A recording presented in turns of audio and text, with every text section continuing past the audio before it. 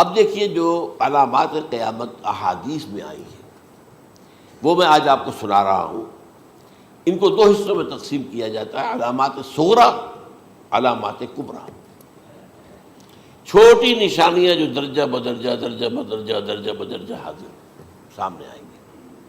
ایک ہے بالکل قیامت سے متصل قبل بڑے جو خرق عادت واقعات ہوں گے وہ آئیں گے.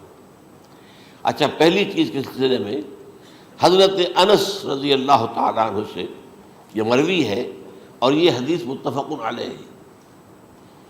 پہلی علامت حضور نے بیان کی قیامت کی علامات میں سے. اب میں لفظ قیامت اسی معنی میں بول رہا ہوں جس میں کہ ہم عام طور پر بولتے ہیں. آپ نے فرمایا علم اٹھا لیا جائے گا، جہالت کا دور دورہ ہوگا. اب یہ کون سا علم اٹھایا جائے گا؟ سائنس کا علم نہیں، دین کا علم. آج تو ساری قدر و قیمت جو ہے جس کے لیے دوڑتے ہیں لوگ لاکھوں روپے کی فیسیں دے کر، ایم بی اے ہو رہے ہیں، یہ جو ہے اکاؤنٹنسی کا پاس کر رہے ہیں، یہ سی اے کر لیا ہے، یہ کوئی اور جو ہے فزکس میں کہیں کیمسٹری میں ڈاکٹریٹ کر لی ہے، ڈاکٹر بن گئے تو کیا ہی کہہ رہے ہیں.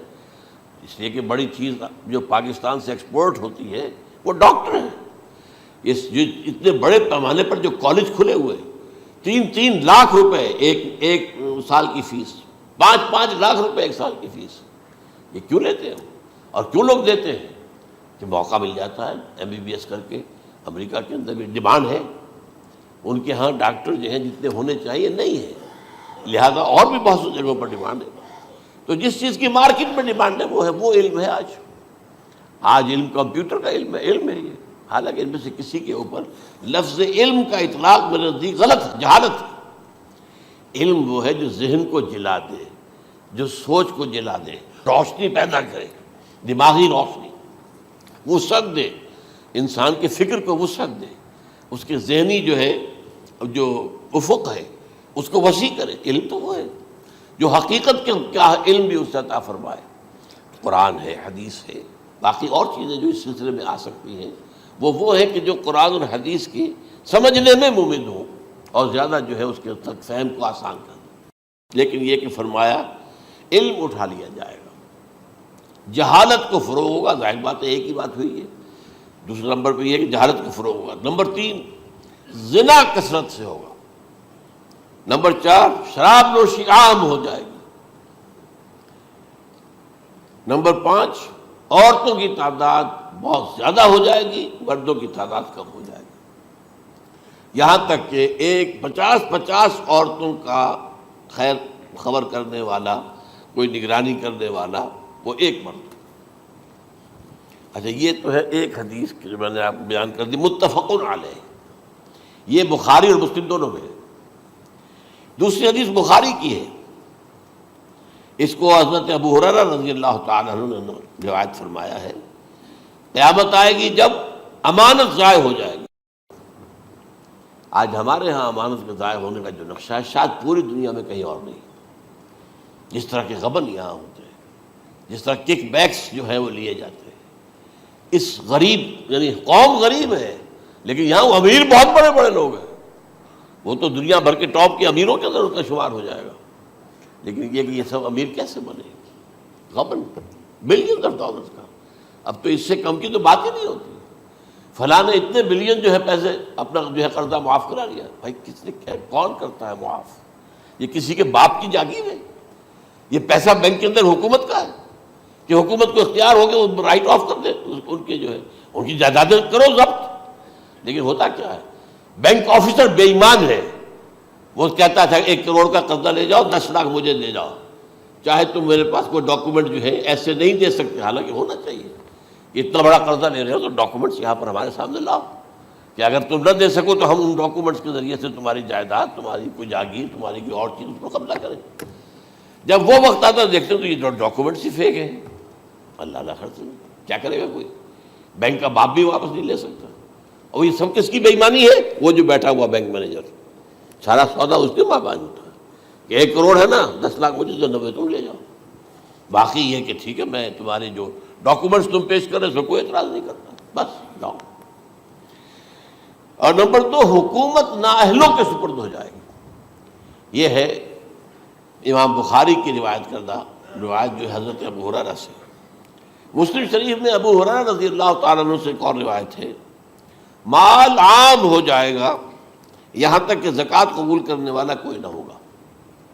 یہ بات وہ ہے جو آج سعودی عرب اور یو اے ای کے اندر آپ کثرت سے دیکھ سکتے ہیں۔ دولت جو ہے وہ ریل پیل، ابھی تھوڑا سا آیا ہے معاملہ خاص طور پر دبئی میں، کیونکہ وہاں بہت زیادہ کنسٹرکشن ہو رہی تھی، تو پوری دنیا میں آپ کو معلوم ہے کہ جو ریئل اسٹیٹ کہلاتا ہے اس کا حال بہت پتلا ہے، لیکن وہاں کے دولت ریل پیل ہے ہر جگہ پر۔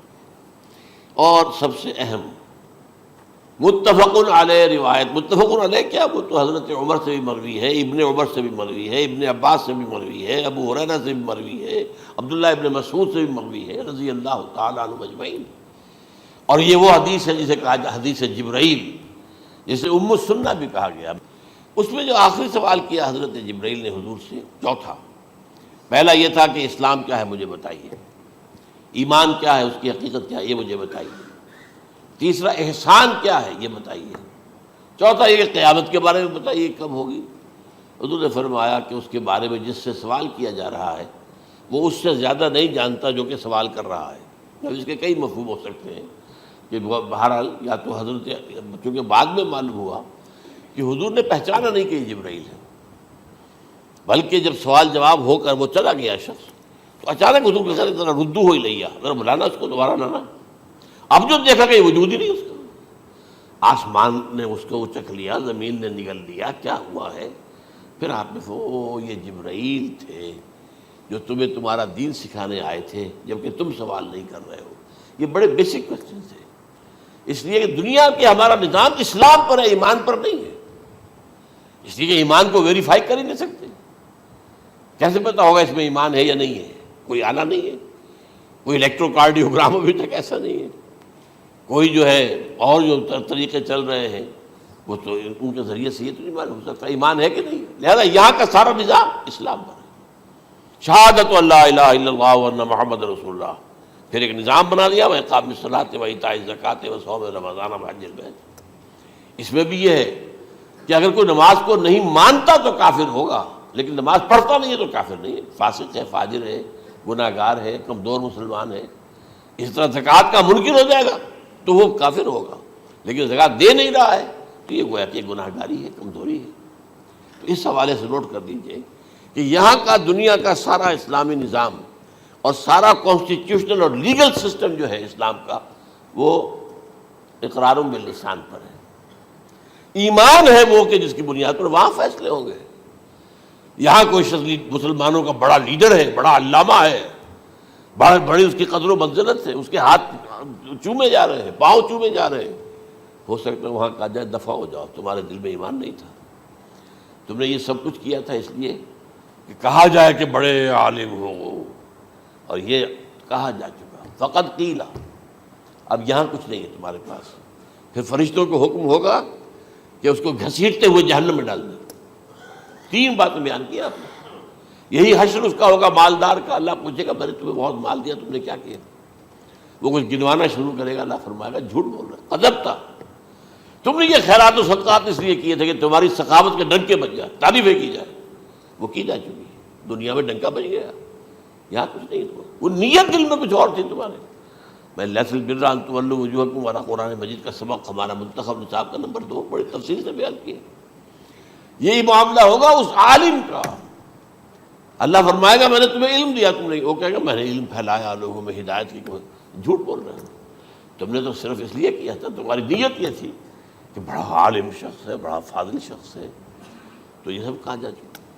تو وہاں کا معاملہ جو ہے وہ اسلام پر نہیں ہے، یا آپ دکھائیں گے دیکھیے یہ میرا آئیڈینٹی کارڈ، اس پہ اسلام میرا مذہب لکھا ہوا ہے، یا یہ میرا پاسپورٹ ہے، آئیڈینٹیفیکیشن کے لیے دنیا میں عام طور پر یہ چیزیں ہوتی ہیں، کوئی تعلق نہیں۔ آخرت کا معاملہ کسی اور شے پر ہے، وہ تو ایمان دل میں ہے، اور تمہارے تمام جو حرکات ہیں، اعمال ہیں، ان سب کے اندر جب تک کہ اصل جو قوت متحرکہ ہے وہ اللہ کی محبت نہ بن جائے، اخلاص للہ، بحب اللہ للہ، اور یہ کہ یہ تمام چیزیں جیسا کہ فرمایا، ایک حدیث بڑی پیاری ہے، ایمان کی تکمیل کی علامت کیا ہے؟ فرمایا من احب للہ وابغض للہ ومنع للہ واعطى للہ فقد استکمل الایمان. جس شخص کے نے محبت جس سے بھی کی اللہ کے لیے کی، اپنے مفادات کے لیے نہیں، رشتہ داری کی بنیاد پر نہیں. محبت اوپر ہو جائے، رشتہ دار کا حق ہے دو، بیوی کے حقوق ہیں دو، لیکن محبت یہ اللہ کے لیے ہو کہ فلاں شخص سے مجھے محبت اللہ کے لیے. اور اگر نفرت رکھی تو اللہ کی وجہ سے رکھی، اس لیے رکھی کہ وہ اللہ کے دین سے دور ہے، وہ اللہ کے راستے پر نہیں آ رہا ہے، وہ فسق و فجور کی جو ہے زندگی کو آ رہا. اس میں بھی یہ ہے کہ یہ نہیں ہے تعلق قطع کر لو، تعلق قطع کرو گے تو تبلیغ اور اصلاح کا موقع کہاں رہے گا، لیکن دلی محبت نہیں ہوگی اس سے. تو اگر محبت ہے تو اللہ کے لیے، اور نفرت ہے تو اللہ کے لیے. اور کسی کو کچھ دیا ہے تو اس لیے کہ اللہ کا حکم ہے کہ دوں، اور کسی سے کچھ روکا ہے تو اس لیے کہ اللہ کا حکم ہے کہ روکوں، اس کو نہیں دینا ہے. فقد استکمل الایمان، تو اس شخص نے ایمان کی تکمیل کر لی. یہ ہے اصل جو ڈیسائیڈنگ فیکٹر ہے، وہ یہ ہے. اور اس ایمان کی پہلی علامت کیا ہے؟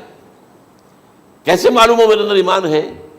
پہلی علامت سب سے کم تر درجے کا ایمان، اس میں فرمایا گیا اذا اساءت کا سیئۃ وحسنت کا حسنۃ فانت مومن. اگر کوئی اچھا کام کر کے خوشی ہو اور کوئی برا کام ہو جائے تو ملامت ہو، یہ کیا کر بیٹھا، یہ میں نے کیا کیا ہے، یہ مجھے نہیں کرنا چاہیے تھا. یہ اگر احساس ہے نیکی اور بدی کا تو تمہارے اندر ایمان ہے. یہ ایمان ہے ادنا درجے کا. اور وہ ایمان من احب للہ وابغض للہ واعطى للہ ومنع للہ فقد استکمل الایمان. اچھا، یہ جو متفق علیہ حدیث ہے جو حضرت جبرائیل کی ہے، اس میں پھر انہوں نے کہا کہ اچھا اگر آپ مجھے یہ کب ہوگی قیامت نہیں بتا سکتے تو اس کی کچھ علامتیں بتائیے. یہ بڑی عظیم کیونکہ یہ تو تمام احادیث کے اندر میں نے عرض کیا نا کہ سب سے زیادہ صحابہ سے منقول ہے. اور آپ نے فرمایا کہ جب لونڈی اپنی مالکہ کو جنے گی اور تم دیکھو گے کہ ننگے بدن ننگے پیر بھوکے ننگے بھیڑوں اور بکریوں کو چلانے والے اونچی سے اونچی عمارتیں بنانے میں ایک دوسرے کا مقابلہ کریں گے. اذا تلد الامۃ ربتها، کیا بات ہے، یہ خاص الفاظ کیوں کہے گئے؟ اولاد والدین کے سامنے دب کر رہتی تھی، کبھی سینہ تان کر بات نہیں کرتے تھے. ٹھیک ہے، کوئی بات آپ مان نہیں سکتے، ابا جان یہ بات تو میں نہیں کر سکتا.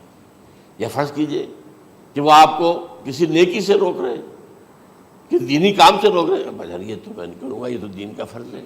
یہ کہیں آپ، اور ڈٹ کر کہیں اور جمیں اس پر. لیکن یہ کہ کوئی سرکشی کا انداز نہ ہو، ایسا نہ ہو کہ اپنے جناب سینے کو تان کر کے کھڑے ہو جائے، میں نہیں کروں گا یہ نہیں، یہ غلط ہو جائے.